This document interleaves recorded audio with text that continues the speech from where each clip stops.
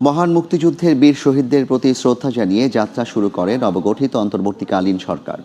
সাভারে জাতীয় স্মৃতিসৌধে ফুল দিয়ে শ্রদ্ধা জানান প্রধান উপদেষ্টা ডক্টর মোহাম্মদ ইউনূস সহ অন্তর্বর্তীকালীন সরকারের অন্যান্য উপদেষ্টারা। এরপর কেন্দ্রীয় শহীদ মিনারেও ভাষা শহীদদের প্রতি শ্রদ্ধা জানান তারা। অতীতের সরকারগুলোর শপথ পরবর্তী শ্রদ্ধা জ্ঞাপনের রীতির সঙ্গে যোগ হল ভাষা শহীদদের অবদান স্মরণ। হিসেবে সরকারি ছুটি হলেও সদ্য সমাপ্ত গণ অভ্যুত্থানের পথ পেয়ে বাংলাদেশে নবগঠিত অন্তর্বর্তীকালীন সরকারের প্রথম দিন। শুক্রবার বেলা 10টার আগে হেলিকপ্টারে উড়ে সাভারের জাতীয় স্মৃতিসৌধে আসেন অন্তর্বর্তীকালীন সরকারের প্রধান উপদেষ্টা অধ্যাপক ডক্টর মোহাম্মদ ইউনূস। সঙ্গে ছিলেন সরকারে থাকা অন্য উপদেষ্টারাও। ঠিক 10টায় জাতীয় স্মৃতিসৌধের বেদিমূলে মহান মুক্তিযুদ্ধে বীর শহীদদের প্রতি শ্রদ্ধা জানান অন্তর্বর্তীকালীন সরকারের প্রধান উপদেষ্টা নোবেলজয়ী অর্থনীতিবিদ ডক্টর ইউনূস। তিন বাহিনীর চৌকস সদস্যরা সশস্ত্র সালামে সম্মান জানান, বাজানো হয় বিউগলও।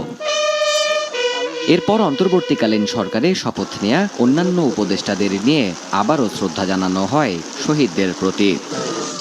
রীতি অনুযায়ী স্মৃতিসৌধের পরিদর্শন বইতে নিজের মন্তব্য লেখেন অন্তর্বর্তীকালীন সরকারের প্রধান উপদেষ্টা।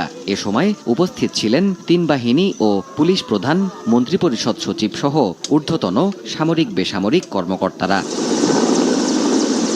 পরে হেলিকপ্টারেই ঢাকায় ফেরেন প্রধান উপদেষ্টা সহ অন্য নীতি নির্ধারকরা। যে মিনার থেকে সর্বত্র ছড়িয়ে পড়েছিল রাষ্ট্র সংস্কারে দ্রোহের ডাক, যেখান থেকে ঘোষিত হয়েছিল সরকার পতনের এক দফা দাবি, সেই স্মৃতির মিনারে ছুটে যান অন্তর্বর্তীকালীন সরকারের উপদেষ্টারা। অতীতের সরকারগুলোর শপথ পরবর্তী শ্রদ্ধা জানানোর রীতির সঙ্গে যোগ হল ভাষা শহীদদের অবদান স্মরণেরও।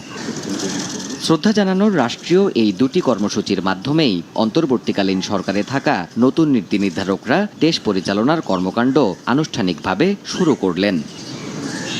দেবাশিস রায়, সময় সংবাদ, ঢাকা।